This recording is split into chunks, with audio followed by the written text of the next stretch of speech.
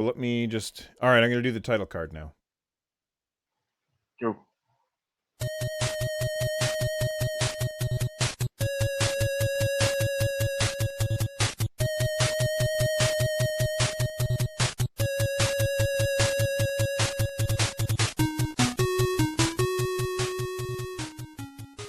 And I'm going to stop it.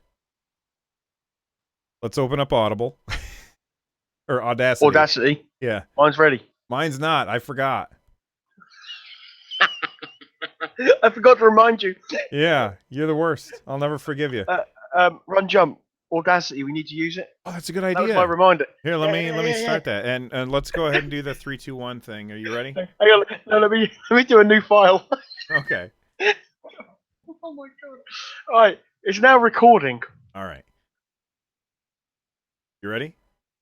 Yeah, I'm good. All right. 3, 2, 1. There we go.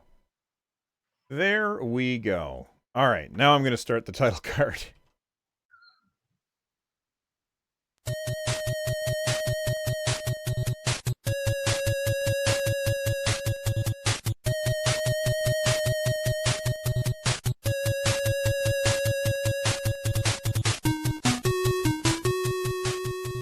Hello, everyone. I'm Bill. We've got Zap right over there. What's going on, buddy? Good evening, good sir. How are you doing? I'm doing awesome. Today is November 30th, 2016. This is episode 56 of Run, Jump, Stomp, a podcast about video games. Speaking of video games, we are going to start off the show with something before we get to the headlines. We are doing our Game of the Year nominations this week.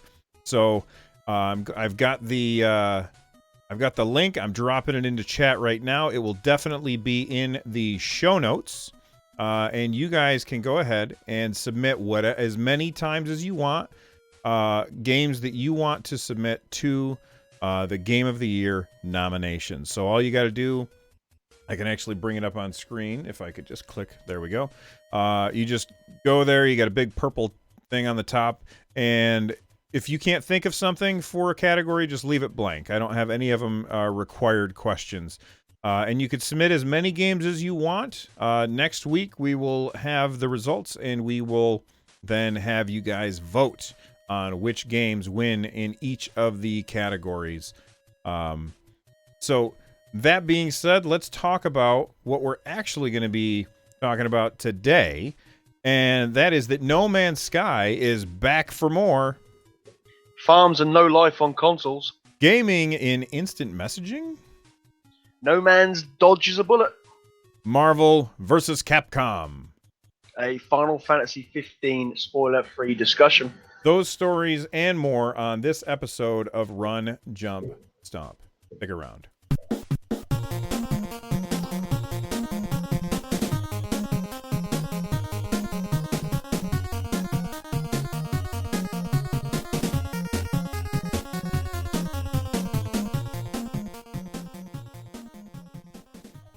All right, I couldn't find the button. we're just knocking them out of the park today. And we're doing well. I think that I just deleted. Oh no, okay, I didn't delete anything. All right, so let's start in with our first story. When I saw this, I put it in the show notes, and I kind of cheated because I knew that he was going to want to talk about this, and I was like, oh my god, he hasn't put this story into the show notes yet, and it's because I hadn't yet shared the show notes with Zap. So even though this is really his baby, I stole it and I put it in there. The story is that No Man's Sky Studio finally breaks their silence, and they announced a few new things about the game. I'm going to let you talk about this because you probably know a lot more about it than I do. So why don't you start us off? So they released the game. That's pretty much simple. What does that mean? At least 9 weeks ago. Or some of it, not all of it. I'm not going to give them too much credit, and I think people are expecting me tonight to eat my words on how I've reacted to No Man's Sky. But no, I stand by everything I've said over the last 9 weeks. That is completely and utterly just mental. They've gone from the most hyped game of 2016, or the last 3 years, to what was the biggest disappointment, and now they're finally starting to get content out. I mean, this was no small update. This is shy of 3 gig worth of content. It brings in base building, freighters, and all that. I haven't played the update yet, but I've heard in the grapevine that it's actually quite good. The Reddit community has calmed down. When a Reddit community calms down, you know that it must be going, must be something happening. Because I mean, they had their own Reddit community shut down. I mean, this is how bad this game got. I've never known a Reddit community to get shut down because of just how poisonous the whole community was. Um, it's a real shame. I think that No Man's Sky had a release date set by Sony. If people, what I'll do now, if people coming into the podcast new and don't quite know Yeah, catch what No people up. Man's Sky is or what's been going on because they haven't really paid much attention or whatever. Basically, a quick, brief synopsis of what's happened. No Man's Sky was announced in 2013 at E3. It was dubbed the game to save all games. Basically, this idea, this game that you could go anywhere in the galaxy, find planets that are completely new, uh, wildlife, all of this stuff. 18 trillion planets, a ridiculous random number of planets that you could find. Your friends would have a small chance of finding. All of this stuff sounded amazing. Back then, Sean Murray, the guy in charge of Hello Games, was coming out with all of this stuff and saying you can do this, you can do this, and promising the community a lot. Last year, it built up a lot more steam.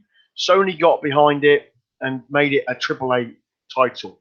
Originally, it was an indie developed title, which means you probably would have sold it for about $20. It went to $60. That's a AAA title, and when it released, there was no content. It was bare bones. It was barely a game, and I think this is down to how Sony pushed them out the door. They needed this game out, as a lot of big developers do or publishers do. They want that product on the shelf. And knowing that the amount of money that was laid down for this game, I mean, there was a serious whack. Once it I'm released, sorry, people what? A realized serious what? serious whack of money, whack, watch, lots Oh, of money, okay. lots of Lots cash of money. I going, got you. lots of money. So there was a serious amount of money being put in, from the community. People were pre-ordering this game before they really knew what it's about. And it goes things we've talked about on the podcast before about not pre-ordering games. Be careful. Make sure you know what you're getting involved with. And this is the biggest game that really shows that. Game releases. People play it. It has a 220,000 concurrent player base on Steam on the day it released on PC. That's Steam alone, not PlayStation 4. It's not out. It's not out on Xbox One. Um, so 220, and then a week later drops by like 90%, down to 1,000 players playing No Man's Sky in like a week. The game hit rock bottom due to the fact that Sean Murray and Hello Games hadn't come up with the goods. The game was empty, it was repetitive, it was just bare bones. It was like an empty shell, and it looked like what it looked like. We could just add things on top, build things on top of it. So, That's all so, fair. so now that they've updated it, do you feel that what they've added in the, I think they called it the Foundations patch, do you feel like that brings it up to what they originally promised, or are they still behind? They're still behind. I mean, let's be honest. If you build a house, you put the foundations down first. Just saying. You know, you're building these stuff here should have been in from the start. The foundation stuff looks good. It's a step in the right direction. I have heard it's still quite buggy. And Snogo Ham in chat says the update is a step forward, but it's still super buggy. It's going to have issues, and I think basically what people did for the last 9 weeks was beta testing. That's what's happened. You're involved in a very expensive beta test. Does the game on the PS4 and the PC, are they in lockstep with each other, or does PC get patches first and then No, PS4 gets patches after? I believe it's all dropped at the same time. Okay, well You know, that's good because then yeah, whatever system you're on, you don't want to feel like you're a second-class citizen because you get your patches later, like on Minecraft. Minecraft, all the consoles get their patches long after the PC does. I think the only thing that stops the PlayStation 4 getting theirs like the same time, exactly the same time, it's just Sony's verification. So I think it's like a day later or it's within the same time region. It's a lot easier to update for PC and Steam. Just Right, how you don't need anybody's permission. no, Sony have to verify the patch, make sure there's no naked women in there, and away you go, basically. But I still stand by what I said. I mean, I've sat and we've talked on end about No Man's Sky, and it's going to be a bit of a feature in tonight's show for the good and quite possibly the bad, as usual. But I sit there and think they couldn't have done any more. If Sean Murray had come out, because I mean, if people don't know, he went silent. The whole company went off the grid. 9 weeks, nothing, no one said, and everyone kicked up. They were like, "Look, what's going on? What is going on?" But what could Sean Murray do? Come out and say, "Look, we're working on it." You know that. For me, I think that's exactly what he should have done. Yeah, I agree in some way, but I'm glad that they're now actually producing content for a game that needs this content, because this game needs it. If this game is going to survive, and I'm a great believer of a second chance. Great example in games, The Division had patch 1.4. The Division was a major fail as well in its first 4 patches. They got it right at 1.4. Destiny took a year to get right. So hopefully, and I say hopefully, and I use this term loosely because I want to see it succeed, because I was hyped about this game. If they get it right, then fair play to them. They did it wrong completely from the start. It should have been, if it needed delayed 9 more weeks, then delay it 9 more weeks. Me and you are both fans of games being delayed. I'd rather see it come out with 95% of the content there, so we've got a game, and then 6 months down the line, give me the rest of my content. Fair enough, but at the same time, just is it too little, too late? That's the biggest question. Is it too little, too late? I'm seeing No Man's Sky. I mean, we had to pop to the game store today to pick up a couple of things for the kids, and No Man's Sky, and this is in England, is £12. £12, which works out to be about $16 to $17. That's a AAA title in 9 weeks. Well, I mean, it's billed as a AAA title, but it's clearly not. No. Or at least they hyped it as one. Yes. So, in your original question or one of the questions is this will this help? Well, will this help the game? I think so. I think this is going to help it. Is it going to do any good? Maybe too late. Don't know. I still stand to wait and see what exactly happens. But Snow Goes Ham has a question in chat. He says he wonders when they'll just stop without warning supporting No Man's Sky. So this is a game that requires servers? Yes, this is Hello Games. There is full support for Hello Games, as in servers, the whole lot. But I don't understand why the servers are there. There's technically no multiplayer. Well, I guess the servers are there for. My guess is it's so that they can do all the computation, like the heavy lifting. Yeah. They do that off of your system and then send the data back to you. Yeah. I don't think Hello Games will stop supporting it. I don't think they will. Sony, and as we know, I'm a big Sony fan. They've had very conflicting comments about No Man's Sky this year. One of the guys didn't back it. Another guy recently has come out and said we're backing No Man's Sky. So I think while Sony, depending on who you believe, depending on what you want to believe, if Sony are backing, I believe Hello Games will have support for No Man's Sky, while there's still money rolling in, especially from people like Sony. Right. They are talking about an Xbox One port as well. So, there is still future for this game. Snuggerham has just said, I meant when No Man's Sky will just stop making updates for the game. So, right. Darian97 makes a very good point. It feels like this has potential to go all the way up, like Minecraft. And it's very true.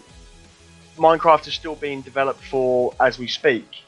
If this can do it, then maybe it could be the new Minecraft, the space version of Minecraft. But I don't know much about Minecraft's launch and how that went. But It was I in don't beta think for an exceedingly long period of time, so everybody knew what they were getting ahead of time. Plus, it was really, Yes. really cheap. And in addition to that, Minecraft has never charged for an update. No. Everything that they have made for the game is available to everybody who has bought the game, all the way from the people who got in on the $10 founders.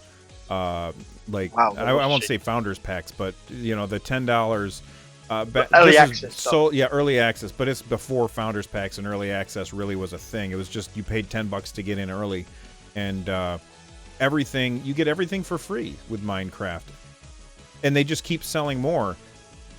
With No Man's Sky, I don't know that they're motivated, other than to save face right now. Because there's no unless they're going to be selling content, like how are they going to make money to pay for all this stuff that they're doing? I think there was when No Man's Sky was originally announced, he said it'd be free DLC. That's what he said. And now whether that they're going to have to go back on that whole thing because of this whole palaver this year, I don't know. This No Man's Sky is going to have to be watched not for its failures over the next coming months to see what happens. I'm done ranting about No Man's Sky in the way that the company. I've said enough about the company and their poor actions over the last 9 weeks. I hate to see developers, games, and stuff like that fail. I'm a gamer. I love games, like yourself, Bill. Like people who come and listen to the podcast, we're all, we're gamers. We're out for the same reason. We want to enjoy games.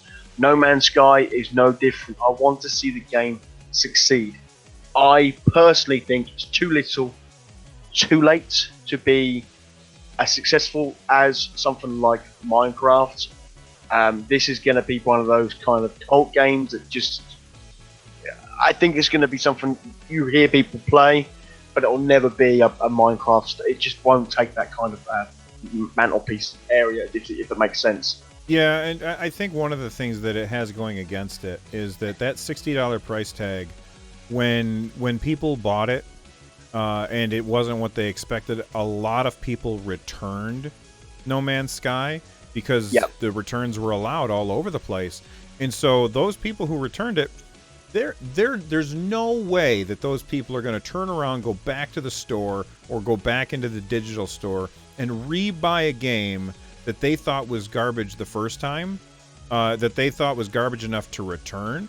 So that means that those people are probably never going to see this new stuff. And they might hear about it, but unless this game blows up, I don't think that they've permanently lost those players.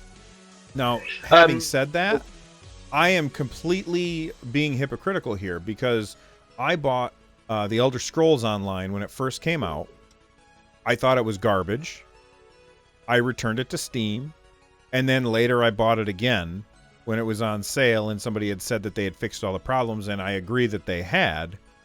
But I think that there's a lot fewer people that are like me willing to give it a second chance, especially at a $60 price point.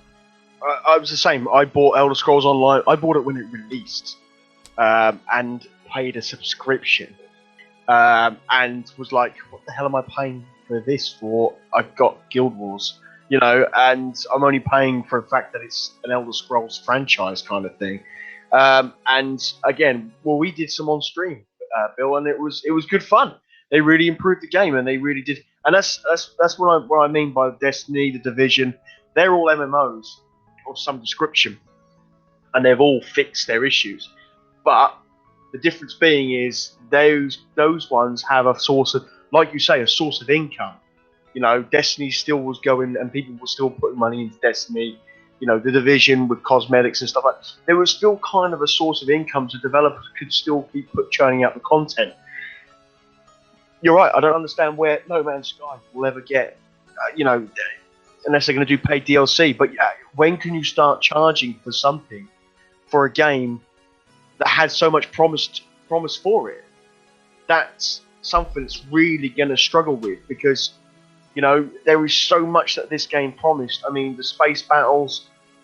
We've got base building now. We've got this. There's going to be factions and all sorts in this game, and you can't charge for that, because at the end of the day, that was what's promised in the release, the $60 release. So, one part of me says I think this is a bit of a. I think they're just digging themselves a hole, and the other side of me does want to see this succeed in a way, because the first hour, and I mean this, the first hour that I had with No Man's Sky, now this is 1 hour, but no other game in history has given me the sense that No Man's Sky did in the first hour. The bit where the first bit where you start collecting the stuff that you need to repair your ship. You don't know what else is about, what is going to happen in 10, 15, 20 hours time. But you start building your ship, and you take off, right? And then you point the ship upwards, and all of a sudden you fly out of the atmosphere of the planet that you're on, turn around and look at this planet. Nothing this year has given me a sense of wonderment about a game, what could be next, as No Man's Sky did. And then I realised it was an empty shell. Yeah, that's it. I played the game in an hour. That was, and that's kind of the sad realisation about it. And it's no longer a rant. It's just an empty feeling. That's kind of No Man's Sky. Well, before we move on, I did look at the show notes, and I see that you have another No Man's Sky story on there. Do you want to tackle that one right now? We'll do that now, seeing as and then we can get the No Man's Sky stuff done and dodged. Dodged, do you like how I went into the next one? Very nice. I didn't even notice it. So good you didn't notice. So, No Man's Sky, we're going to carry on. I'm going to try and battle through this. But this one I really want your opinion on. I want chat's opinion, because this made me angry to the point where I was like, I can't believe this. Now, if people don't know, again, I'll refresh them. No Man's Sky was under investigation by the UK's advertising standards. So this was a UK issue, obviously, but it has affected how Steam has acted, and we might get onto that in a minute. About its misleading page, its Steam page. Now, basically what they were looking at was the photos of No Man's Sky and the video content on No Man's Sky, and say it was misleading consumers. I think it misled consumers, but the advertising standards don't think it was misleading consumers. Right. Okay, there's a video that was shot from E3 in 2014, I think it was, that showed them doing things that you can't do in the game. Believe that's now been removed, as of now. But it's like, well, hang on a minute. No, the E3 video is still on the store page, because I'm now watching it. Okay. So how is that not misleading a consumer? Consumer watches video and goes, I mean, if you want to buy No Man's Sky and you're not sure about it, just look over to the user reviews and you'll see everything that you need to know, right? And look at the video. I mean, some of that stuff in that are not in the game. On top of that, I think that they've really not gone. I don't know. I don't understand law enough to really get involved in a law discussion about this. But at the same time, I just think that they did mislead consumers. Personally, maybe that's just the angry rant as a consumer. You misled us. I mean, at the end of the day, there was a lot going on, and Sean Murray got caught up in a lot. Hello Games got caught up in a lot, and I think it's just one big mess that they're going to try and put behind them. So, you'll see in the video towards the end, there's a space fight, and the space fights are nowhere near that intense or that that look like that. I personally don't really have an opinion on it because I haven't played the game myself. So I can't speak with any amount of credibility on whether or not Hello Games had misled customers or something, but I know that they ticked off a lot of people, enough so that people stopped playing the game, and I think that that's enough for somebody to have to look at that. Now, my only question here is the people who are on the advertising standards and rules board. Did they play the game? That's the thing. Are they gamers? It doesn't. I mean, most of the time, and I hate to generalize and make broad generalizations, but I hate to say that these are not the kind of people that play video games, but most of the time they aren't. So I'm just curious, how did they surmise that No Man's Sky didn't mislead customers? It says here is after a detailed defense from from Hello Games, and they said the summary description of the game made it clear that it was a procedurally generated, that the game universe was essentially infinite, and that the core premise was exploration. The ASA said, and then it says, as such, we considered the customers would understand the images and photos to be representative of the type of content that they would encounter during gameplay, but would not generally expect to see those specific creatures, landscape, battles, or structures. So I can see the argument, but it just seems a little flimsy to me. It seems a little bit. I mean, what they should have done is they should have crucified Sean Murray for how he was when he was advertising the game live on stage at big press events like E3 and going on to live chat shows. That's because he was saying a lot there than what you see. You know, I mean, I wish I could find all the videos and stuff of what he promises. One interview, and I can't remember who it's with, but he's on a chat show, and he basically tells you can do this, you can do this. Oh, it's a multiplayer game, and then a week later he says it's not.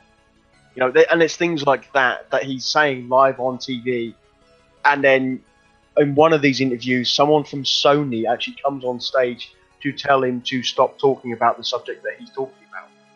So there's, like I said, there's so much regarding No Man's Sky in the sense that, as in chat says, No Man's Sky has so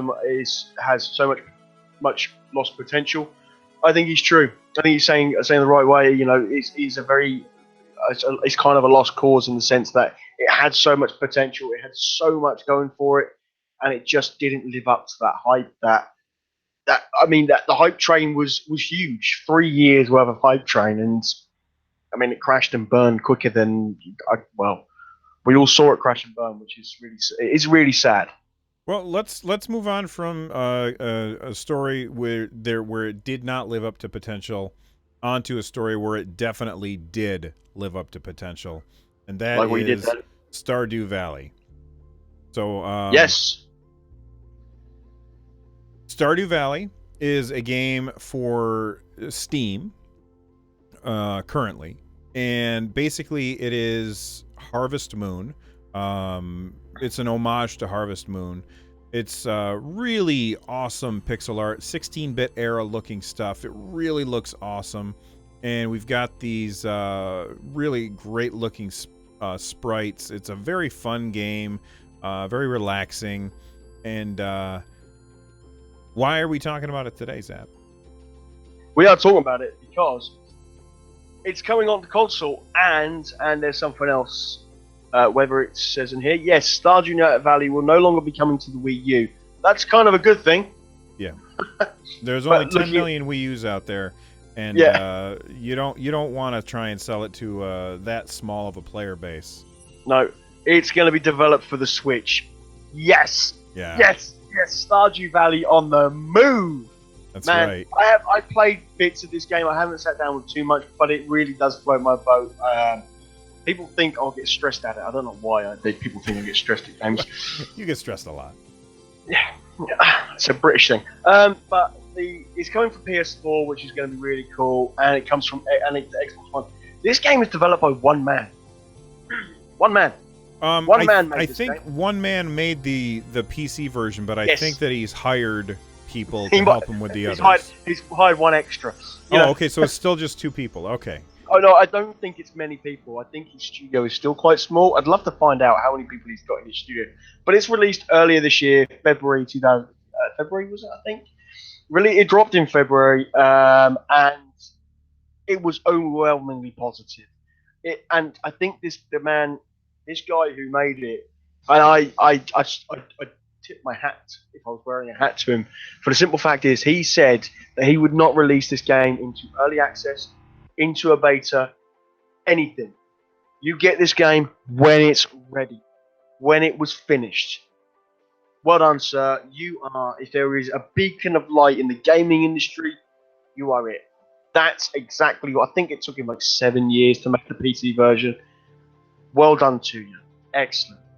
Carry on the way exactly like that, because you know what? That's exactly how it should be done. So I'm looking forward to seeing it on PS4. I don't care about an Xbox One. I don't have one, so I guess it will look good. But the Switch, the one I'm more excited about more than the PS4, is the fact they've been developing it for the Switch, because Stardew Valley on the go was going to be really cool. Yeah, I don't. I own the game, and it's really good, and I like it a lot. Pardon me, but I don't play it, and I think that if I could have it with me, like I just had it in my backpack or something, I would probably play it a lot more often. It's the kind of game that totally lends itself to, all right, I'm going to do just one day, because the game is broken up into days. I don't remember how long each day is, but the game is broken into days, and I could see myself sitting down for 20 minutes. You're at the doctor's office, or you are at work and you're eating your lunch. It's perfect. I'll just do a quick day, and then you get home, you slap that thing into the little charging station or whatever, and now you get to play it up on the TV. That sounds great. This also really tells me that I feel like people are gonna. Stardew Valley is going to do really well on the Switch. I don't know if it'll do as well on PS4 and Xbox One, because the reason that you want this on a console, or the reason that you would buy this if you hadn't already bought it on PC, is because it's I'm sorry, I lost my train of thought. The reason that you would buy this on a console instead of a PC would be because of portability, and the other consoles don't have the portability. That's the one thing. It's not like this needs a whole lot of power. Just about any computer could run Stardew Valley really, really well. So it's not like it needs a lot of power. But what I do think that where they're making a big mistake is they are not porting the thing to the 3. Oh, this is green. This is my son's 3DS. They're not porting it to the 3DS. There's not... Okay, you can see he's shaking his hand at his Vita. There's not as many Vitas out there. There's 65 million 3DSs out there. There's millions. Away with your 3DS. Go get away with it. Yeah. Well, I'm gonna have to say with you, Run Jump. I as you know, I should be getting a 2DS or a 3DS for my birthday, so I'm really looking forward to that. Xbox. Darian97 in chat says that Xbox has mod support. The game has mods? Yeah, the Stardew Valley has mod community is huge. Oh, I didn't know that. But don't laugh at my Vitas, Enculus, or I will find you. But I mean, when Sony basically said, right, Vita, we're not going to support you, I think the Vita's last real game was World of Final Fantasy. So whether they'll develop for the Vita, I don't know. I'd love this to be on the Vita because it would run perfectly. Terraria is on the Vita, but even the developers of Terraria have said they're not going to bring the latest patch to the Vita, which is a real shame. I think the Vita, as we've said, and I'm going to do probably a video on it at some point, the Vita is just one of them handheld consoles that's going to just get pushed. It just got pushed to the wayside, and I think it's probably. I think it's going to go in the same category with the Dreamcast. Now I don't have a Vita, but the Dreamcast. At the time, people just ignored that thing, even though it was a really great system, And I think the Vita's something that is going to fall into that same category where when people look back at consoles of the past, they're going to look at the Vita and they'll say, you know what, there were a lot of really good games on there, and it was a shame that it didn't do as well as it did. I've always said if Nintendo produced it, if Nintendo did the PR for it, like the Vita would sell in millions. But because Sony doesn't know its backside from its elbow, I'm sorry, but that's a different rant for a different story. We're talking about Stardew. Stardew is, I think another reason for people getting this game on the consoles is that they don't own a PC. I mean, like you say, PC, it doesn't take a lot of juice to play this game, but there are still some people who don't generally do PC gaming of any kind. Some people just have a desktop in the corner collecting dust, and it doesn't really do a lot. As we all know, consoles, plug in, play, job done. I think if people haven't got that PC, then the console's a great way to play it. I think that I don't know about mod support for the PS4 because we look at the rigmarole that Skyrim went through to get mod support on the PS4, and then they had some serious restrictions. Whether they'll have mod support for it on the PS4, don't know. But Stardew Valley on console is a good move, and I think this is a really, really cool thing. I'm so happy for this developer for making a game that's unbelievably well loved. I think when I saw it when it first released on Twitch early this year, it had like 175,000 viewers watching Stardew Valley. Yeah, it's a really good game. If you haven't played it, check it out. Or don't, and wait and pick it up on the Switch if that's what you're going to do, because I think that's the definitive version because you can take it with you. Let's move on to the next story, which is about Facebook. What is going on here? I believe I may have put some of my stories in your ones. Yeah, I saw that. Yeah, ignore that. There's a lot of me talking tonight. Basically, this one's going to keep short and sweet. I just need to get your thought. This is ridiculous. Whatever happened to the days where you used a messaging service to message somebody? Now you can play Pac-Man against someone. There's something new in Messenger. Hold on, there's audio. There we go. Let's go ahead. Keep talking. So basically, Facebook Messenger. If you use Facebook, I use Facebook for one reason: that's to keep in touch with family that I haven't spoken to in ages, or stalk my wife to make sure she's not up to anything I don't know about. So basically, you can now play Pac-Man, Space Invaders, Word with Friends through Facebook Messenger. Whatever happened to just picking up a console and playing a computer game? No, Facebook have to go and put it on your Messenger as well. So not only when I try and speak to someone, they're going to be playing damn Pac-Man. Yeah. I have not much else to say about this, but I think Facebook. I know they're trying to launch a game launcher for all their games on Facebook. I mean, it's just leave the gaming alone, Facebook, and go back to doing what you do best. Whatever you do best. Just no. That's I kind of not really a fan. I did try the Pac-Man earlier. It was quite cool to play Pac-Man. That was quite cool, but at the same time, it's like I can download an app on my phone to play Pac-Man. I don't need to play it in Messenger. And now that I've done it against someone, they won't stop playing damn Pac-Man. And every 5 minutes, my phone goes off because they're setting a new score. Oh, so I was going to ask, how does this work? So I play Pac-Man, I get a new high score, and I send it to you. I'm like, boom, take that, son. Yeah. Okay. Yeah. I think that's that's quite a cool idea. But at the same time, I don't need it going off in 5 minutes because you can't leave Pac-Man alone. I want to talk a little bit about Facebook. I feel like Facebook they really want to be a gaming or entertainment company. They're trying to diversify what they do outside of just social media. Social media is where they make their money through advertising, and I get that. Pardon me. But let's see.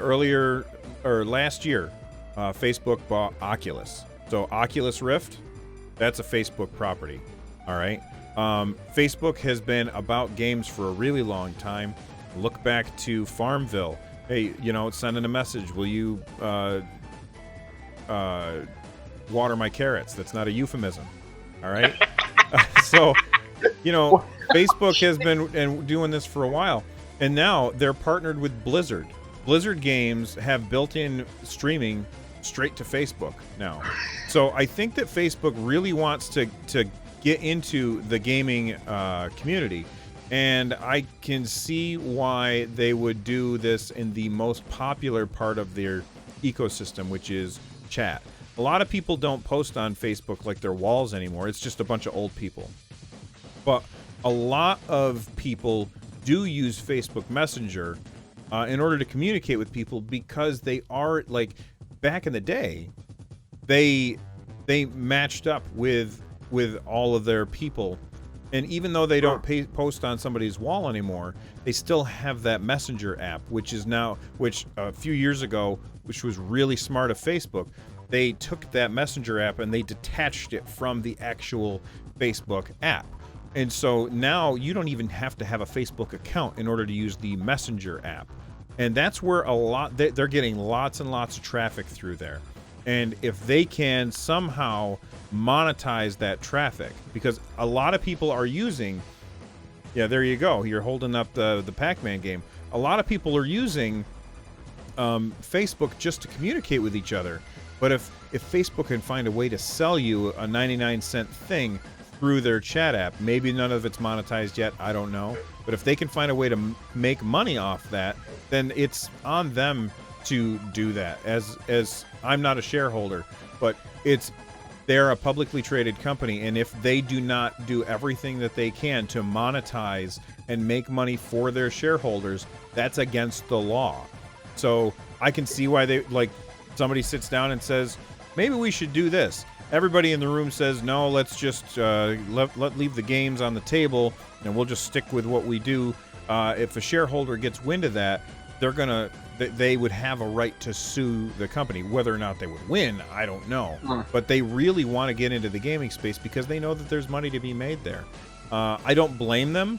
I'm not going to use it. I might use Facebook Messenger twice a year. Every once in a while I open it up, I'm like, oh, maybe I should talk to these people. Maybe not. Nah. It's just like, if I wanted to talk to them, I'd be talking to them anyway. So, I don't know.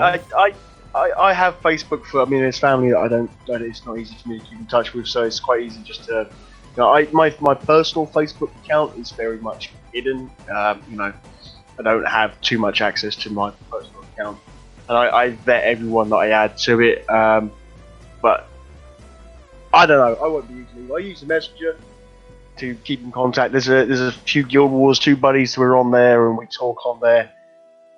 But that's about it. I don't really use it for anything else. If I need to send a picture to my wife, I'll use it like that, because it's just over the internet. But I don't know. I don't need to be playing Pac-Man with people like that. It just annoys me. Right. I'm just getting grumpy and old. You are grumpy and old. Let's talk about something that's new and awesome instead. And that is that there is, apparently, Marvel vs. Capcom 4 coming next year.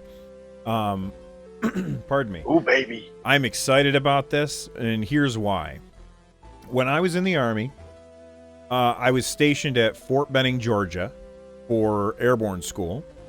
And what we would do on the weekends, actually, it wasn't just on the weekends. We were basically trapped on base because we didn't have any money and we didn't have any car, and you had to pay a bunch of money to get off base you would have to call a taxi. And we didn't want to waste our money on that. So what we did instead is we wasted our money at the arcade. There was a small arcade, probably about a 3-mile walk from the barracks. And my friends and I would go down to that arcade, and in there were like a an air hockey table, a pool table. There was the old Terminator game where you would hold the gun and shoot at the screen. And there was a Teenage Mutant Ninja Turtles with the 4 players, and then there was Marvel vs. Capcom. And we would basically pour quarters into the Marvel vs. Capcom machine. We played that so much. And I remember getting it on the Dreamcast. This is after I got out of the Army. I picked up, I think it was Marvel vs. Capcom 2 for the Dreamcast. And I spent many, many hours, my friends and I, just sitting next to each other on the couch playing that game. And I am a huge fan of Marvel vs. Capcom. Now, it's coming out in 2017, and apparently there's going to be some big changes to the roster. So the rosters used to be very focused on X-Men for the Marvel side. They're going to be taking a lot of the X-Men characters out, and this is going to be focusing more on the Marvel Cinematic Universe characters. So that means Captain America, Iron Man. We'll probably see. We'll probably not be seeing. I don't know if we'll see Wolverine or not. I know he's a huge character in the original ones. But first off, you'll notice he's not on this splash screen. You don't see Wolverine there, but we'll probably see Thor and Hulk and Hawkeye and those characters. Are you a fan of the Marvel vs. Capcom games? I'm a fan of Marvel in general. So anything to do with Marvel, I'm all over it like a donkey on a waffle. So for me, this is great, and not putting so many X-Men characters in, even better. I think for me, X-Men is my weakest part of Marvel. But I think that might be down to more about the rights to X-Men. That could be a lot to do with that. I know, 20th Century Fox, I think, owns the rights to X-Men. Now, I could be wrong. Yeah, you are wrong about that. They own the rights to do movies with the X-Men. Right. The Marvel can do games about X-Men all they want. Now, the reason that they're not going to is because they want to put their big stars in there. Yeah, they want to put their big stars in there, and they don't want to advertise for something that's not their big stars. It's true. Think of these movies that have come out. These have been all very well-received movies. They've made buckets of money, and all those movies are basically giant, profitable advertisements for a game like this as well. And so I can totally see why they were going to leave out the X-Men stuff. I'm a little sad that Wolverine's not in there. He was always really fun to play. I mean, yeah, if Wolverine's a big part of the series, then you still want him in there, you know. But we watch. No, Wolverine is on the splash screen. He's at the back. Oh, where? If you look at the splash he screen, is. You're totally right. You got Captain America's head, and then right next to him, Wolverine going after. Right, I think it's Ryu, isn't it? Ryu, yeah. So Ryu, yeah. So I think I haven't played a Marvel vs. Capcom. I've always liked the look of them. I never quite got round to like sitting down, but because it's a Marvel game, I'll probably invest some money into it. My kids love Marvel. We're massive Marvel fans. Marvel over DC any day. And I'm not going to start an argument with that about chat. If you say DC, you're wrong, and that's it. Full stop. And you know, I believe Marvel vs. Capcom 3 was well received. I think so. That was on the previous gen consoles. Yes, and I don't know if it's on Steam as well. But at the same time, I think that, again, if they get the right characters in there, and they've got to get the right characters in there, then you're going to sell buckets of these games, especially if they get this out at the right time. Now, with the way the Marvel films are going, you know, they release it in between like Guardians of the Galaxy 2 and the other big franchises coming out next year. It's going to sell well. It's going to do well. So that's awesome. And I know they talk about the PlayStation Experience event. That's this weekend coming. So I will be talking about that next week. So maybe we'll have some more details to talk about next week. Oh, that sounds great. All right, our last story before the lightning round is your experience with Final Fantasy 15. And don't worry, everybody.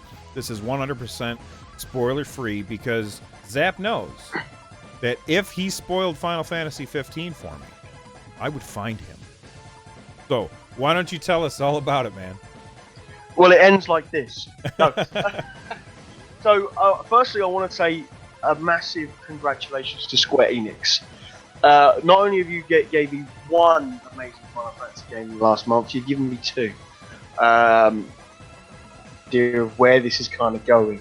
World of Final Fantasy, which I've got on my Vita, has sucked me in for my lunch breaks, and it's basically Pokemon in the Final Fantasy world. And that game is amazing. And Square Enix, you deserve a round of applause just for that alone. The combat in that is fun. That's a very traditional Final Fantasy. Final Fantasy 15 is very different, very, very different, but I like the difference. They took the same kind of route as Metal Gear Solid 5, where you had a very linear path in a lot of these kind of games, You went from Route A to Route B, doing your bits. I know there was an open world in Final Fantasy of past. You had like a map where you can go to town. But Final Fantasy 15 is truly open world. That's what I mean by they did the Metal Gear Solid thing. They took it from that any kind of linearage and just removed it. So you don't actually like have a zoomed out version where you're like Nope. looking down upon the party. Nope. You are on one big map, one big place. Let me ask you a question, and we will. Don't worry, everybody. There's going to be no spoilers. So when you play the game, do you see the enemies on the screen and then you go over to them for combat, or do they have the where and then that spins around and zooms in and then it's a different thing? No, you walk across the desert and there's a bunch of enemies. You walk into their radius, you have your fight.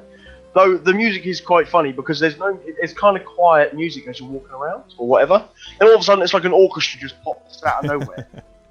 They're like playing ramped up music, but the way they've done the random encounters is brilliant. Enemies will be you just walking around the desert, and you go over, and away you go, and you fight enemies. And the combat, like I said, no spoiler story. The reason there'll be no story spoiler discussions is because I've done no story. I've spent 2.5 hours, nearly 3 hours, doing random stuff, no story stuff at all. It has some dated things, and Snow Goes Hams does say this, and as also says it in chat, the camera is a problem when you get into tight spaces, but I think that can be patched out. The invisible walls, I'm not sure why we're using invisible walls in 2016, Square. Come on, it's 2016. But at the same time, I mean, there is some kind of, it's really difficult to explain. You have to sit down and you have to kind of see this JRPG game where there is a few problems, but there is a lot more that outweighs those problems. And from what I've seen, I haven't even looked at, like I say, the story online, but I've seen people talk about how this is a very good game. It's a great way the series has gone. And I was about to say about the combat. The combat, people say the combat's very basic. I don't think it is. In this, you control one character. Even though you have a party of 4, you can kind of half control the other 3 AI characters. Kind of like in Final Fantasy 13? Similar, yeah, but kind of very better. They've worked on this. They've had 10 years to work on this. So, and you can tell them to do special moves, and they'll do special moves, and they'll dive in, and you can then, there's some quick time events, and you can warp to an enemy. The magic effects look really cool. I will say this, whether it's just because I'm so early into the game, I've only found 4 magic types, which I'm hoping that's not the case, because Final Fantasy is big about as much as the melee combat. Magic is a huge thing. It's an RPG at the end of the day, but the magic effects are really cool. And I've got to say, this game looks freaking stunning. This game is the most beautiful game I have played since The Witcher. It is just unbelievably good looking. I can't put words on it. I'm sorry, I was just looking at the trailer. Yeah, it leaves you in awe. But I will say this: if you get a chance, watch Kingsglaive, which is the film. Yeah, I heard that's something that people should do is watch the movie first. And the anime series. Oh, there's a series. If you're into anime, yeah, there's a series about the four guys. What we do now, and this is on the internet. Anybody can find this, and I will say this: this isn't major story spoilers because it's all in the film as well. You basically play a dude with 3 bodyguards. Okay, all right, that's kind of what it is. I won't say any more. And there is. It's just a wonderful game. Square, you deserve serious praise. So much appraisal for this game because it's wonderful. It has its problems, don't get me wrong. I'm not going to lie, it has problems, but they are all outweighed by just the amount of fun that I'm having with a AAA title. And as Square Enix does know how to do graphics really well. The graphics. This is I found this isn't the PlayStation Pro. I've got it on a PlayStation 4, and the loading times are a little bit huge, but you can see why. There's so much to load in this game. I've got a video on my Twitch, which everyone can see, and I might drop a link into chat. Where I go out in the night, and there's people telling you don't go out in the night, and there is even a clip of me going out in the night on Discord, which I'll drop in chat, which Darian, bless him, linked for me. Well, just have a look at that. That's a 30-second clip. There will be sound, obviously. Even before we need to insert this to play part 2 of the game. Well, okay. As Ken, as in chat, makes an interesting point. A buddy of mine at work got Final Fantasy 15. It arrived yesterday. Okay. It was like 7 p.m. or whatever. He's like, oh man, I'm going to sit down and play it. He puts in the disc, and it had to download from the internet. Yeah. He said it was 11 hours to download whatever it is that he needed. Really? Mine was done in 50 minutes. Well, maybe he has crappy internet. I'm not sure, but I know that he wasn't happy about that. The game was a 50 gig install for console. Was that 50 that you had to download? No, believe it. No, yeah, it would have been 50 gig install.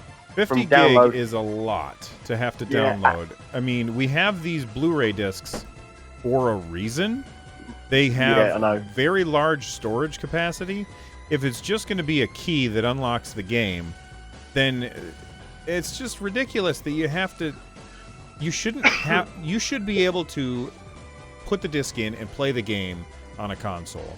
Sitting and waiting for that many hours is crazy. And totally agree. If you are somebody who is getting a console or for somebody that you love for Christmas, then you should plug it in before Christmas and let it do all of its updates and all of that stuff. My wife is dancing and trying to distract me. Go away. So just plug it in, let it do all of its stuff ahead of time. That way, when whoever you're giving this thing to opens it up, they can play it that day.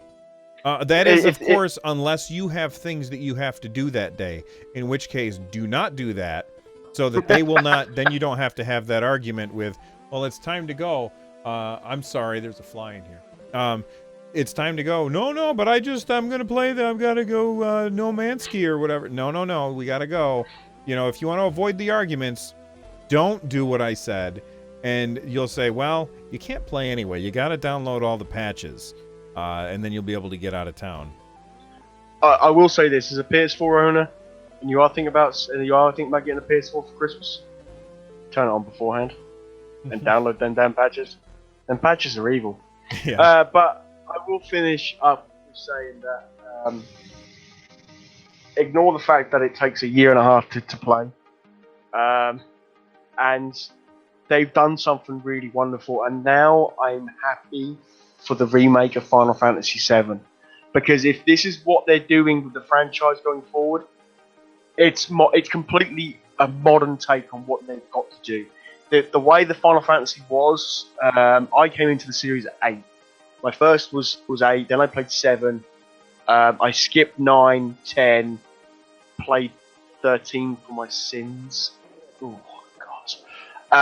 And then, obviously, kind of went backwards and forwards between the different series. 10 is my favourite, but this kind of lineage with the world map and how they do it, you can fly around, that's kind of a thing of the past. I think where they're going with the series now, if this is a building block to what they've got in the future, 10 years into the future, or however long it's going to take them to bring Final Fantasy 16, hats off to them. I think Final Fantasy 14, the MMO, has done some wonders as well, taking a lot of what fans want on board with this series, because this series has been going for years. And not that any real game. Quick, that's another game that had a really bad launch and completely Yes. turned it around. The Final Fantasy 12, no, 14, Final Fantasy 14. It was so bad that they actually shut the servers down and rebuilt everything from the ground up, and then they called it like Final Fantasy 14: A Realm Reborn, and completely changed the game. Like, it is a completely different game than what originally came out.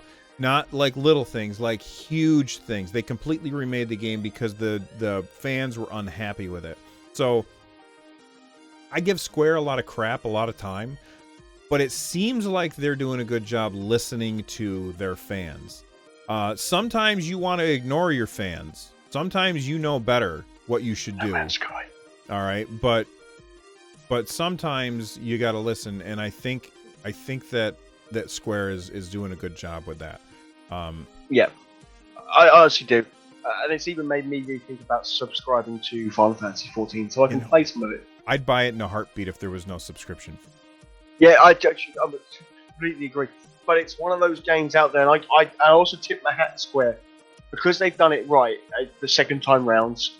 They've got that name, that Final Fantasy name. The Final Fantasy fans will pay for the subscription because it's a Final Fantasy game, and because they've done it right the second time rounds. And I am on the verge of putting some money down and going out, and getting back involved in Final Fantasy 14 because some of the stuff just looks really cool out there. So, Square, you've done a fantastic job. Keep up the good work. I know you're a very Jekyll and Hyde company.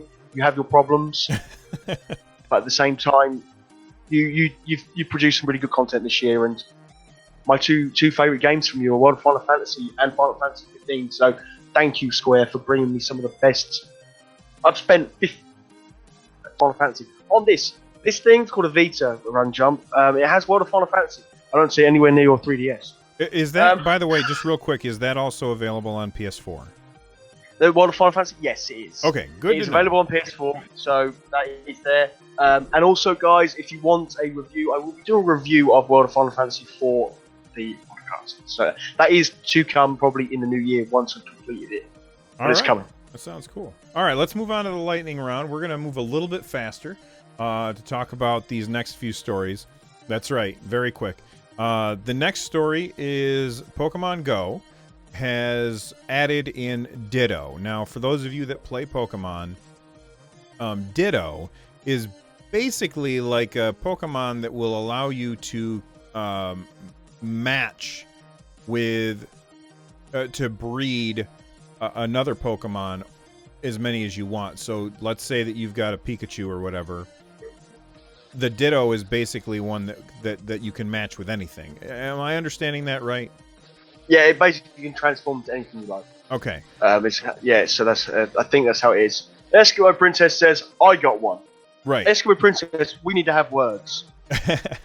Well, okay, so here's how you catch it in the game. You can't go out and you'd be like, if you've never played Pokemon Go, basically you are walking around in the real world and you look on your phone and you can see where there's Pokemon near you. You can tap on them and then Zap's holding it up. You can try and throw a Pokeball at it and catch it, okay? You will not see Ditto walking around on the board. You have to look for some other Pokemon, like the one that, like, there's a Pidgeotto or Pidgeot on Zap's screen. The way that you catch it is you catch a random Pokemon, and it might be a Ditto hiding in disguise. Now, what does this add to the game? Honestly, I don't really know that it adds anything that I would care about at all.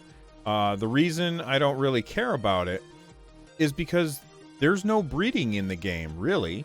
So the Ditto doesn't have any use to it other than being one more thing that I caught, which is cool. You know, I caught one more thing. That's what I do when I play Pokemon. My son, my wife, and I, we go out, we walk around, and we catch Pokemon. It's good exercise, and it's fun to do. But you can't really use the Ditto for the things that you can in a regular Pokemon game. So it doesn't seem like there's a whole lot there. Are you still playing Pokemon Go? I actually came back this week, last week. It's another game where they had a crappy launch and they turned it around. It's still not the way I'd like it, but they really have turned it around. I think I'm hoping they'll bring. I'm giving the benefit. It sits on my phone. I'm going with the kids. It's great to hold up Pokemon Go and and we can go out and hunt Pokemon. Yeah, I've come back sort of. I just generally, if I walk to work, I'll have it up and I'll play it. But it's still a long way off for what I want from the game and what I was hoping for. So, but having Ditto in the game finally is cool. Yeah, if you're looking for a longer discussion about Pokemon Go, I interviewed Aurora Peachy, who's a Twitch streamer, yesterday, and we talked about Pokemon Go for a little bit on that, so you can check that out. What's the next story on the list?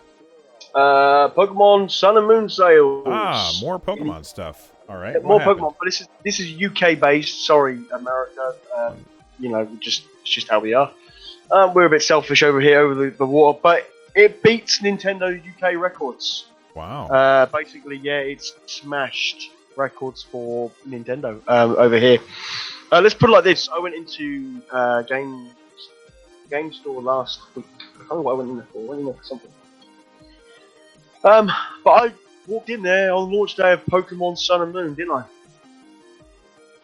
That was a mistake. Probably pretty busy. It was very busy. But they reckon that neither Sun and Moon has.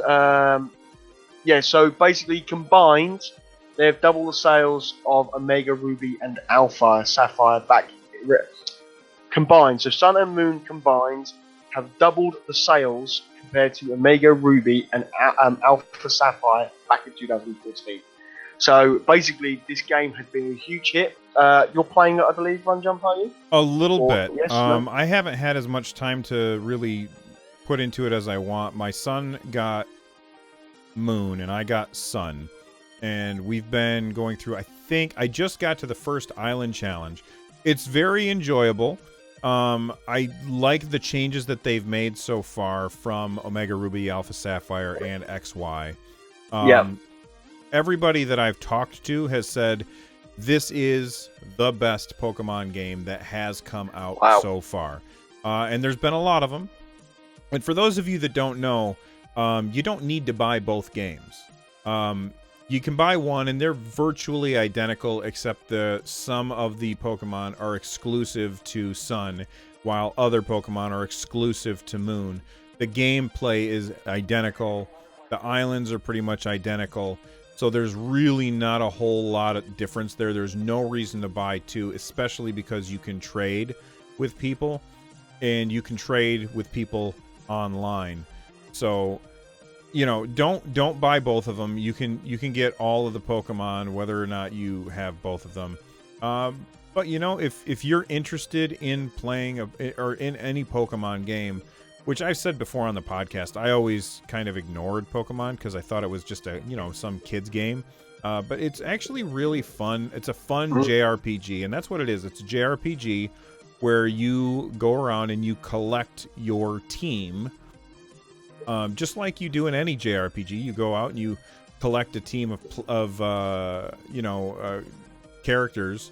It just so happens that the characters in Pokemon games are adorable, and that's really all there is to it. Yeah, but I should be hoping. My wife said she bought my birthday present today, and I'm hoping it's a 2DS or 3DS, whichever one. And I'm hoping that Pokemon Sun is with it as well. So I haven't played a Pokemon game since Yellow. Oh wow, okay. On the original Game Boy, or no, Game Boy Color. That was emulated on the PC, but shh. I played it. I have played it on the game. I played Red on the Game Boy, and then played Yellow. Yellow was amazing. I loved Yellow. But I'm looking forward to seeing what Nintendo have done with this kind of. I'm hyped about my 2DS, the 3DS. I think my wife has said a 2DS over because I'm not bothered about the 3D screen. I'd say the 2DS is slightly cheaper. 2DS is also much more comfortable to hold. That's what people have told me. That's why I went for that one. So I'm really looking forward to playing a Pokemon, and but I'm a bit scared. Will it replace my Vita? Well, you'll find out in the new year. We'll see. All right. No, we'll see. Yeah. So let's take a look at the next story, which is kind of important to those people who bought game systems that have HDR abilities, like the PS4 Pro. Apparently, LG has been having an issue where if you're playing a game that uses HDR stuff, which is something that they added to the PS4 Pro, and I think the Xbox One S as well also has HDR gaming. They're you're getting lag input from LG's 2016 OLED screens. So LG responded with, LG has been made aware that some customers are experiencing lag on their displays when playing HDR. That means high dynamic range, by the way. The games on LG TVs. Their engineers are currently working on a firmware patch to address the issue, is expected to roll out shortly. My major problem with this is that who patches their TVs? That's a really good question. Like, I have an HD TV. It's not an HDR TV or anything, and it's. I mean, it has a USB slot on the back, so I can patch it if I want, I suppose. But I've never thought to patch my TV.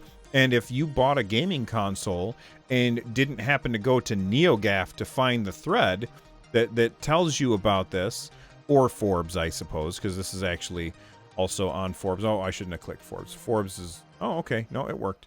A lot of times Forbes will... It was splash screen before you... Yeah. It's terrible. But if I missed this story, I don't think that LG is going to be sending me out a letter saying, hey, guess what? Let's make sure that you update your TV so that you're not getting input lag on your PS4 Pro. That would really kind of irritate me if that was happening. And this isn't Sony's fault. This is LG's fault. And, I'd be really ticked off if and guess what's going to happen? People are going to blame Sony. I guarantee people are going to buy a PS4 Pro. They're going to take it home. They're going to plug it into their LG 2016 HDR screen. And they're going to be experiencing input lag. And they're going to say this system is a piece of crap, because they're not going to understand that the problem's on the TV, not the PS4. Yeah, and that annoys me as a Sony man. That Sony will get the rap. They're trying to push their console in the best way, which is going with the new era, giving you the best quality. And LG just need to come out and quickly fix it. But that's very true. But I suppose with smart TVs now, most TVs, or 95% of TVs now sold are smart TVs, so they're always connected to your internet. So I suppose the patches will just work like any normal patch. I guess. I mean, mine's not connected to the internet because I don't use smart TVs. I have an Apple TV, so if I want to watch something, that thing is connected to the internet. I never went on my TV and put in the password for the internet on my router. I mean, I use the PS4. I use the PS4 for Netflix, Amazon Prime, all the catch-up TV that I need, BBC iPlayer, whatever. That has everything installed on it, so I haven't even bothered with a smart TV. My TV is an LG that was bought about 5 years ago, and I probably won't bother upgrading it unless it breaks. There's no point. I don't see the point of a smart TV. We've got Fire Sticks and all sorts upstairs. They do the job. So, yeah, I think that it'll be a shame if Sony do get the rap for this, because at the end of the day, it is LG's fault. All right, let's take a look at the last lightning round story. This is yours. Just before I quickly put in the show notes, I must mention this. Hearthstone's new expansion, The Mean Streets of Gadgetzan, launches tomorrow. So today is the last day you get to buy your pre-order packs. How much are those? If you want to, 50 packs for $50. Okay. So it's a pre-order pack, and you get a special pack. It's the first pre-order I haven't done. because Final Fantasy 15 took precedent over that. Way to show some restraint. We're proud of you. Yeah. Compared to what I have spent on that damn game. Wish I had restraint when it. Yeah. Don't need. Okay, back to the actual story. Ubisoft. I'm really concerned about Ubisoft because this is like the third or fourth time I've praised them in the last couple of weeks. I'm a bit concerned about what's going on with our companies that normally screw up. But their VR games will support cross-platform play. I think that's so awesome. So if you own an Oculus Rift, I'm proud of them. I'm absolutely proud of them. Ubisoft have done some major turnaround. They've got some really good games coming out on the horizon. I'm looking at the new South Park game for one. And it's really cool. Hostile takeovers do wonderful things, it seems. So Ubisoft basically have come out and said the VR game will support cross-platform play. I think this is the first company that has said this. So if you own an Oculus, you own a Vive or a PlayStation VR, you can play their games cross-platform. You can play with your friends. So if you own a PlayStation VR and own one of their games, you can play with someone who's got an Oculus Rift. That's amazing. And I think, there's a third VR game. I can't think what it's called. It's the first game to test this, and I think from what it sounds like, it's gone well. But they've got a Star Trek, for anybody who's a Star Trek fan out there. This Star Trek game looks ridiculously awesome. Yeah. Bridge Crew, where basically you and your VR friends can control your own Star Trek ship. Right, so you actually play. You got your stupid goggles on, so you look like Geordi LaForge, right? Yep. And so you're sitting there, and somebody's in the captain's seat, and somebody's at the pilot seat, and somebody's at the other pilot seat. I don't really know what they do there. Somebody's at the back of the science station raising one eyebrow up, but you can't see it because they got a thing over their face. Yep. So you've got these people at their different stations, and you're like, all right, I need the pilot to do this, and I need the science officer to do this. That's super cool. I cannot imagine a cooler way to play a Star Trek game. I'll never play it, though, because I can't see myself dumping the money on VR. But my dad has just pre-ordered it. So when it comes out next year, I will be playing Star Trek Bridge Command around my dad because he has an Oculus Rift. I will secretly sit here and loathe you. Because it just looks crazy cool. I'm not a massive Trekkie, but fixation with space games, No Man's Sky, broke my heart. Seriously, it's just really cool. But I think the VR headset that benefits the most is the PlayStation VR. It's the most affordable headset out of them all, and all you need is a PlayStation, a few thousand meters of cable, 60 plugs, and you're good to go. Yeah, that thing is complicated to hook up. I watched the video. It looks crazy. So, do you know what? Seriously, I really am impressed with Ubisoft, and it's going to do the PlayStation VR the world of good, I think. And hats off to them. So there was something else about VR, if I'm going to say before we move on, that apparently Oculus Rift VR is going to be available for Xbox next year. Inside information for you there. All right. It doesn't look like Xbox will get its own VR. Oculus Rift will be its VR. All right, so the next story, or actually that's it for the stories today. Now we're going to move on to this section, I guess. We'll call it segment. section. The next segment is called Game Off, and for Game Off, we, Django and I, both will come up with a game that we think everybody should check out. Last week, he picked The Witcher 3 Wild Hunt, and I picked Crypt of the Necrodancer, and the results are in. Zap won this week, so he has I hit you at the park. Yes, he's ruined my was it 2-week streak? And so now this week, though, we've got new games to talk about. It can't all be about The Witcher 3 and Crypt of the Necrodancer. This week, the game that I brought to the table, I can't remember. It's a goodie. Is Firewatch. Oh, yeah. This is a beautiful game. Run Jump. You bringing your A game this week. This game was it came out this summer, it came out in February. I don't think I played it right away, but this game is great. And basically, you're a guy. It plays more like a book or a movie that you're watching, but you are in charge of it. And you are a guy who has had some really rough stuff happen in your life. I won't go into details, and you decide that you want to be somebody that goes out into the wilderness to be alone and be on a fire tower, which is these towers that you climb up in, and you just sit and you watch for fires so you can radio it in and let people know that there's a fire so they can make sure that the entire forest doesn't burn down. And you've got radio, and you're talking to this other person who's a fire watch, and you guys basically are just talking about what your life is like. And it's such an amazing game. It's really, really short. On Steam, it is $19.99, but I would say it is 100% worth the price. I played through the game in one day. I think it was like 5 hours or something. And the next day, I immediately sat down and played it again a second time to find out how the ending changed if I had picked different choices. So definitely check out Firewatch if you have not already. I will say a couple of things about Firewatch Go before for we go on. There is a movie apparently being produced, as we said a few weeks ago, and Firewatch VR is supposed to be happening for the Oculus Rift.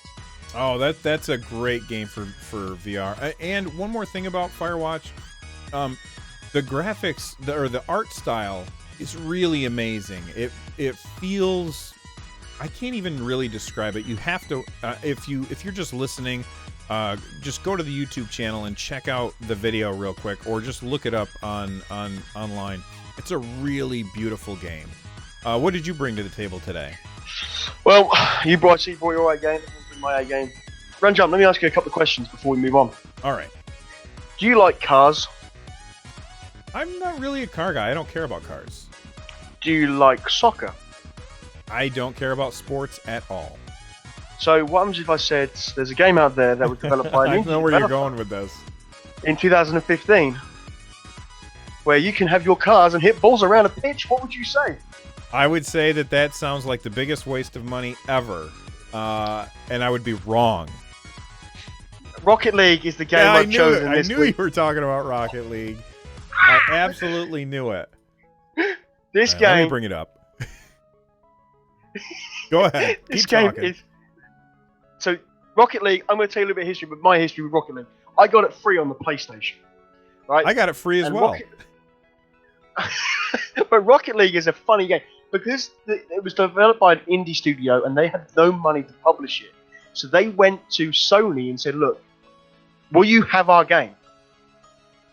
And Sony were like, "Yes, but you've got no money to publish it." Well, no, can you offer? And then Sony was like, "Right, we'll publish it for you, but you got to allow us to give it out for free to our PlayStation Plus members." So they were like, "Yeah, okay, yeah, we'll do that." And they didn't realise what a hit it was. Rocket League is unbelievably good fun. It's hours of great fun. I mean, if there's a game that doesn't have any, that whole monetization thing, all that kind of microtransaction, I think they're in there. There's some kind of small.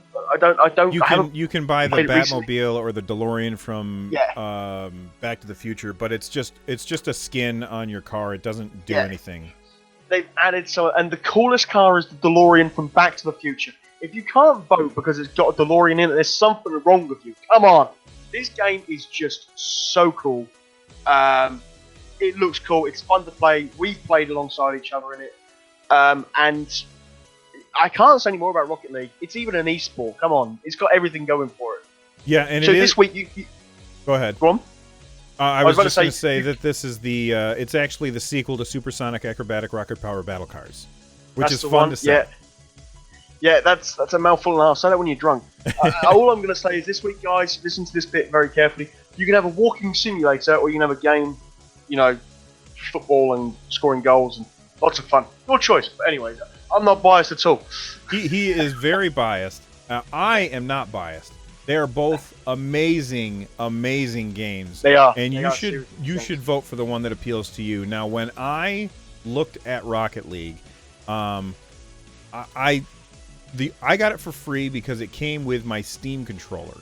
So when I bought my Steam controller, I got it for free. And I was like, what is this? I watched like a couple streams and I was like, whatever. It doesn't really look like the kind of game that I want to play. And I loaded it up, and I have put many, many hours into Rocket League. But definitely both of these games are fantastic games. Ali-A-G-U-E. I'm just trying to spell things right while I talk. Here's the link to the poll. You guys can start voting on which one you think is the game that everybody should play. Like I said before, I don't care about sports and I don't care about cars, but I've had a blast with Rocket League, and I've got to say the reason is because their controls are so absolutely perfect. Yeah. The other thing about Rocket League is it's the first game that's gone cross-platform from PC to PS4. And it's so good that Blizzard copied the damn mode for Lucio Ball. That's true. So, it's a great game, and Firewatch is a very good game. Two very different games this week. Firewatch is very story-driven, and it's very story-focused, and it's one of them stories that grabs you and you get sucked in, and next thing you know, it's like 3 o'clock in the morning, and you've done like 3 playthroughs. Yes. And Rocket League is one of those games you can sit down. It's got split screen, whatever that is these days, with a few beers, friends, online, whatever, and it's one of those games that is just fun to play. So go out and vote for whichever one you think is the one you want to play. All right, we're gonna move on to the last segment, which is called Wish Listed. This is where Zap and I have found a game that we think we might want to play. This week, a friend of mine sent this to me. You guys probably know him as Bravd in chat. He texted me, and he texted me this game. It just said The Keeper, and then he goes, game trailer. That's all he said.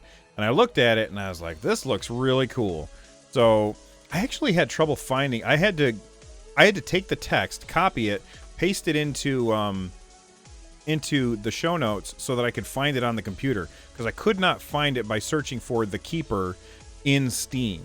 But this is a game that's coming out to Steam. It's a greenlit game, and it just has such a gorgeous look to it. Very old school, 16-bit style. It feels like a Terraria style kind of game, but more slow paced. I haven't played it yet, but it looks like a lot of fun. And so I added it to my wish list. It's not for sale yet, which might be the reason why I can't find it on Steam. But it's in green light, and it looks really, really good. And it looks like there's even like crafting and stuff in it too.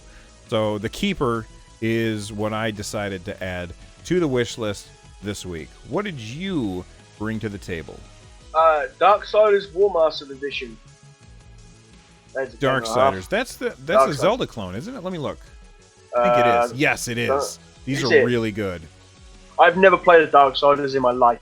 They're supposed to be. They're Zelda clones, basically. And this game is by THQ. Remember that company that shut down years ago?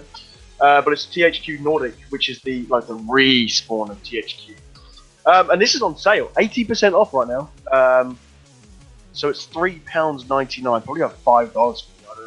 $5 or $6 for yourself. But it looks really cool, a lot of fun. I want to play it. I want to stream it. It looks one of these games that I'm going to enjoy. But I've seen it on console. But then I heard they were doing a remastered edition. I was like, I need this. So this is on my wish list. Darksiders War Master Edition. This is for me. $3. Yeah, it's cheap as hell. It's cheap. The War Master Edition, which contains Darksiders and Darksiders War Master Edition, is literally just cheap. It's $3.99 here. There's Buy Darksiders franchise pack, which has Darksiders 2. So I don't know what difference is between Darksiders War Master Edition. This one doesn't. This one does not have Darksiders 2. This is the original, and then the remake of the original. Right. Okay. And then you've got the franchise pack, which is probably the best one to go, which is $8.99, which is 80% off. This is like $60 worth of game here, 80% off right now on sale. So No, I think this is something that I'd probably enjoy and will look into. So that's on my wish list this week. Yeah, for years people were very angry at Nintendo for bringing out Wind Waker, even though it's an amazing game. They were expecting. So there was an here. Let me explain real quick. There was an E3, and Nintendo had shown off this really epic fight between an older Link and a Ganondorf, and it was really more realistic looking, and it looked really good. And then a year went by, and then the next E3, they brought out Wind Waker, and people were really ticked off because they had left this dark, gritty version and brought a cartoony looking version. Which, by the way, if you look back at that game, people loved Wind Waker, but they just didn't like the surprise that it gave them because they were expecting this dark, gritty version of Zelda. If you're looking for a dark, gritty version of Zelda, Darksiders is the game that you're looking for. It's supposed to be fantastic. I have Darksiders 2. I will say that I don't like it. It does not work well with the Steam controller. It does not work well at all. So, that's why I haven't really put much time into it. Plus, that's the only controller I have. I don't have another controller. My son has an Xbox 360 controller. So I haven't played Darksiders, but I've heard it's really good, and definitely check it out. Can I say before we do wrap up about controllers you mentioned? If anybody has Steam in beta, PS4 DualShock stuff is working beautifully. I am using it on PC. That gets double thumbs up for me. That's awesome. Excellent. I don't use my 360 controller anymore. I use a PS4 controller. So, whatever they're doing there. But when you play the games, they don't show like square, circle, X, triangle, do they? They show X, B, A, Y. Yeah, they still show the. That's my biggest problem with that. Some of it is still. That's why I think it's in beta, and I'm hoping that it will register. But I haven't got a dongle, so I'm wondering if it changes if you have it wirelessly connected. I have it just. Whether there needs to be some sort of software patch done, I don't know. But I don't think that's something they can change. No, I mean, yeah, as we've had this discussion on controllers on the pod, 360 controllers and PS. I've been a Sony man all my life, really. I've dipped in and out between Nintendo and Sony with the N64 and stuff like that. And me, personally, I prefer a PS controller, especially the new PS4 controller. They just feel good in the hand. So, yeah. All right. Well, that's it for us for the show this week. If you want to support the show, the number one way that you can do that is to give us a review on iTunes or Google Play or whatever podcatcher that you use. If you want to be part of the show, you can email us, runjumpstomp@gmail.com, or you can call and leave us a voicemail.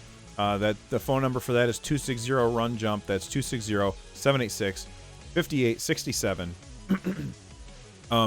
I also, just really quick, I did a bonus episode this week. I interviewed Aurora Peachy, who is a Twitch streamer, and if you want to find that interview, you can. I posted it in the podcast feed, but you can also go and watch the interview YouTube or as a Twitch highlight. Any of those places will have it. You can find me on Twitter, Twitch, and YouTube at RunJumpStomp. And Zap, before you tell us where you can find you, why don't you let people know what review you're working on? I'm going to be working on two, actually. I'm working on World of Final Fantasy for the PS Vita, and I'm going to be working on Final Fantasy. I'm going to do a review on Final Fantasy 15 as well, because they both deserve their own reviews. Awesome. And he's going to be posting those at the website, runjumpstomp.com. And are you going to be doing a video review of those as well, or just I'll probably there'll be video review, and then quite possibly I'll put my notes into words and put them onto the website as well. So there'll be a video review of both. The problem is the Vita wise for World of Final Fantasy, I can't capture any footage. Yeah. I was looking the other day to try and capture footage on my Vita. I have to pay for a £300 Vita for it. Sony didn't include ways to record out of the bleeding USB slot yet. I know, it drives me crazy. We'll say this as well, guys. I've put a link in the chat. The link will be in the show notes as well. please get your game suggestions in. We said about it at the beginning of the show, and we remind everyone at the end for the Run Jump Stomp Game of the Year's awards, which is coming out. We will do not next week, but the week after. So remember that, guys. You know, we need your games in so we can get the vote started. And next week's show will be a bit of a special we're doing about the Game Awards, which are tomorrow. That's awesome. All right. So but next week's show, we're going to post a link to the one where they vote, right? Yes. So get your games in for suggestions. You can send in as many games as you like. We will then get the week after. We'll get your votes, your games in, and we will do it like that. Then we'll get the votes out. Then you'll have a week or 6 to 7 days to vote, and then the 14th of December we will do the live Game of the Year awards from us. All right. Well, that's it for me. Where can people find you, Zap? I interrupted that. You're right. On Twitter and Twitch, it's at DJ Zap, and on YouTube, it's Django Zap. All right. As always, thank you guys for coming by. We will see you next time. Bye-bye. Bye-bye. And I am streaming after this.